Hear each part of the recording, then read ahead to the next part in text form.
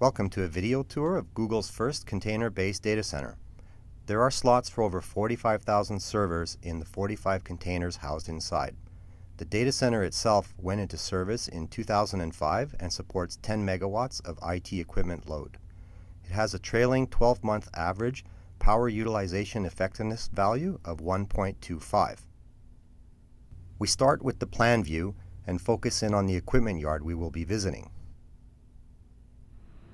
Here we see the cooling towers, the power distribution centers, and the generator farm. Our first action shot shows water flowing down the cooling tower fill. The plant itself is designed to maximize waterside economization through a combination of elevated process water temperatures, low approach temperature plate and frame heat exchangers, and a chiller bypass path. As we swing over to the electrical yard, we see a medium to low voltage distribution center. The transformer itself is not exotic, but boasts a better than 99.5% efficiency, as evidenced by the relatively small cooling radiators attached to it. As part of the distribution center, the transfer switches serve to connect the generators seen here. Eventually, the output of the distribution center is run into the building through these low voltage cables.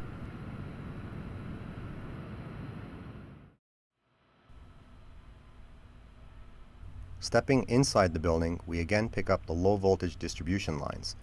Cable routing takes place in these standard trays that eventually head off for connection to the container switch panels. We now step into the cooling plant. As we pull back, we get an overall view of the web of piping required to connect all the equipment together. As the water returns from the cooling towers, a portion of it is taken off and directed through a side stream filtration system before being returned to the loop. Continuing on, we trace the piping down to the array of pumps where we see that we experience our share of leaks. Of course, when we talk about cooling plant efficiency, the chiller uses the most power and is therefore our biggest target. And an important part of reducing chiller hours is the use of plate and frame heat exchangers with their low approach temperature characteristics. We conclude the tour of the plant with a shot of the thermal storage tanks and the distribution piping that carry the water to the containers.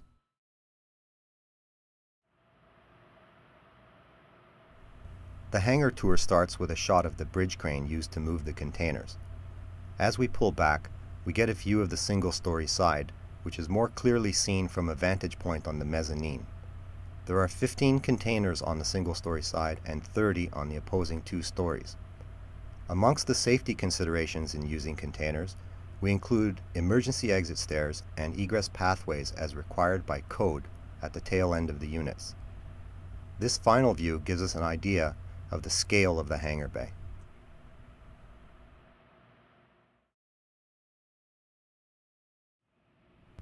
In this segment, we follow one of our technicians to the container, where he is dispatched to perform a server replacement.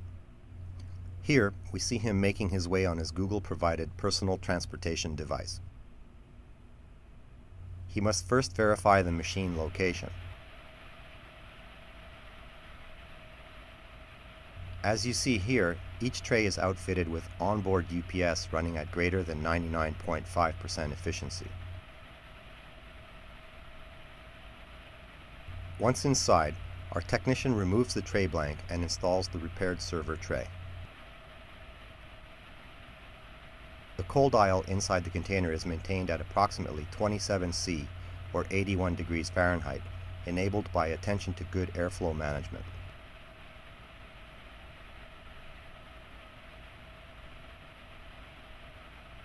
Here we show our idea of Google Nightlife.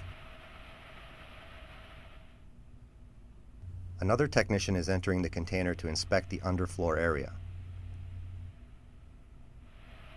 As he lifts the floor grate, we get a view of the flex hoses, power conduit, and fans used for cooling. In fact, there are many more system details designed into the container as shown in this isometric cutaway, and this cross-section view detailing the tightly controlled airflow path.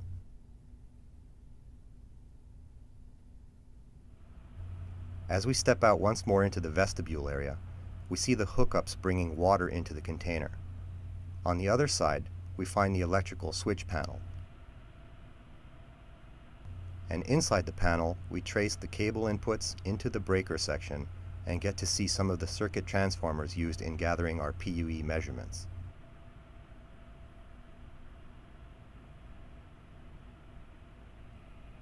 All in all, there are many additional support systems required to satisfy the safety and occupancy requirements of the container, including emergency off buttons, fresh air supply, fire detection, fire suppression, smoke dampers, and much, much more.